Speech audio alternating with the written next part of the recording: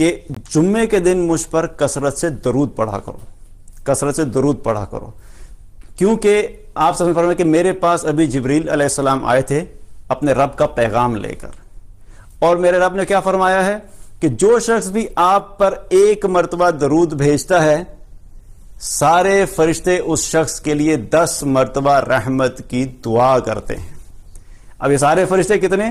یہ سارے خربوں فرشتے ایک دفعہ درود شریف پڑھنے پہ میرے اور آپ کے لیے 10 مرتبہ رحمت کی دعا کرتے ہیں، ایک دفعہ نہیں، 2 دفعہ نہیں، 10 دفعہ۔ اب خربوں فرشتوں کے ساتھ 10 دفعہ کو آپ ملٹیپلائی کریں تو کتنی رحمتیں ہوگی؟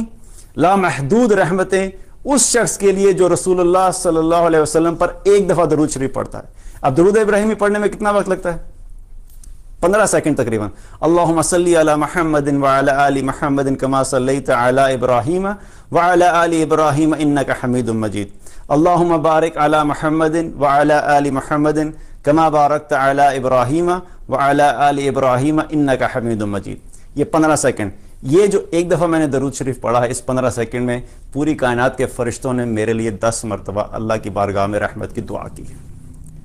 تو یہ طاقت ہے ایک دفعہ رسول اللہ صلی اللہ علیہ وسلم پر درود شریف بھیجنے کی اہمیت ہے۔ اور پھر اسی حدیث میں آگے اللہ تعالیٰ آگے کیا فرمایا رسول اللہ صلی اللہ علیہ وسلم نے کہ اللہ سبحانہ تعالیٰ فرماتا ہے کہ میں اپنی طرف سے ایسے شخص کے اوپر 10 رحمتیں نازل کروں گا۔ کنفرمیشن بھی دے دی، خالی فرشتوں کی دعا نہیں ہے، ساتھ ساتھ کنفرمیشن بھی دے دی کہ فرشتے جب دعا کرتے ہیں تو میں کروں گا۔ تو آپ سوچئے اس شخص کی زندگی میں کتنی رحمتیں ہوں گی، کتنی برکتیں ہوں گی جو کثرت سے رسول اللہ صلی اللہ علیہ وسلم پر درود شریف بھیجتا ہو۔ آپ سوچئے جو کم سے کم درجے میں نماز جب ہم پڑھتے ہیں نا دن 5 دفعہ نماز پڑھتے ہیں، تو 5 دفعہ نماز پڑھنے میں ہم 5 نمازوں میں اللہ کے رسول صلی اللہ علیہ وسلم پر درود بھیجتے ہیں، لیکن اس کے ساتھ ساتھ ویسے بھی اللہ کے رسول صلی اللہ علیہ وسلم پر درود بھیجنا۔ لیکن آپ سوچئے کہ جو شخص نماز میں بھی درود بھیجتا ہو، پھر صبح بھی درود بھیجتا ہو، شام میں بھی درود بھیجتا ہو، اور چلتے پھرتے بھی درود شریف پڑھتا رہتا ہو، جو اتنی کثرت سے درود پڑھتا ہوگا اس کی زندگی میں کتنی رحمتیں ہوں گی، اس کے گھر میں کتنی رحمتیں ہوں گی، اس کی پوری زندگی میں کتنی رحمتیں اور برکتیں ہوں گی، آپ اس کا اندازہ لگا سکتے ہیں۔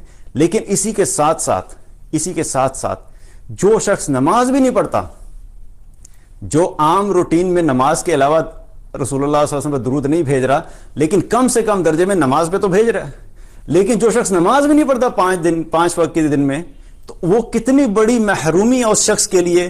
اس کی زندگی میں کہاں سے خیر و برکت آئے گی، اس کی زندگی میں کہاں سے خوشی، راحت اور چین آئے گا؟ نہ وہ نماز بھی چھوڑ دی، اور نماز کے ساتھ ساتھ کیا ہوا کہ رسول اللہ صلی اللہ علیہ وسلم پر درود بھیجنا بھی چھوڑ دیا۔ تو نماز میں تو پڑھنا ہے، لیکن ہم نے اپنی زندگی میں درود کو امپورٹنس دینی اور کثرت سے درود بھیجنا ہے۔ ہم نے کثرت سے رسول اللہ صلی اللہ علیہ وسلم پر درود بھیجنا ہے، کیونکہ ایک اور روایت میں آتا ہے، ترمذی کی روایت ہے، آپ صلی اللہ علیہ وسلم نے کیا فرمایا کہ قیامت والے دن میرے قریب سب سے زیادہ وہ شخص ہوگا جس نے مجھ پر سب سے زیادہ درود بھیجا ہوگا۔ میں اور آپ چاہتے ہیں کہ ہم رسول اللہ صلی اللہ علیہ وسلم کے قریب ہوں، ہر مسلمان کی خواہش ہوتی ہے کہ آپ صلی اللہ علیہ وسلم کے قریب ہوں، ہم قیامت کے دن اور جنت الفردوس میں بھی آپ صلی اللہ علیہ وسلم کا ساتھ ملے۔ تو ہمیں اپنے آپ سے یہ سوال کرنا چاہیے کہ ہم آپ صلی اللہ علیہ وسلم پر روزانہ کتنی دفعہ درود بھیجتے ہیں؟ کیونکہ آپ صلی اللہ علیہ وسلم نے کیا فرمایا کہ میرے سب سے قریب وہ ہوگا جس نے سب سے زیادہ مجھ پر درود بھیجا ہوگا۔